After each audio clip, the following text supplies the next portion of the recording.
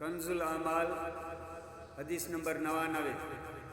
मिठे आका सोने मोहम्मद मुस्तफ़ा सल्लल्लाहु अलैहि वसल्लम जन फरमायो, कुल्लु शैइन बैनहु व बैनल्लाहि हिजाब इल्ला शहादत अल्ला इलाहा इल्लल्लाह व दावतुल वालिदी।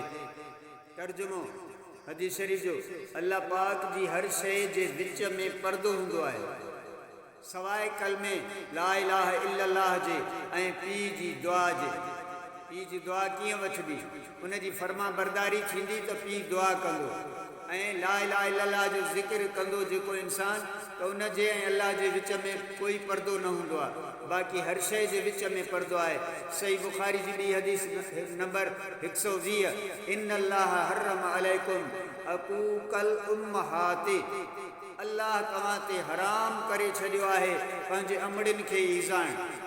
पंहिंजे माइरुनि खे न ईज़ायो, उन्हनि खे तकलीफ़ न ॾियो, उन्हनि जो ख़्यालु कयो।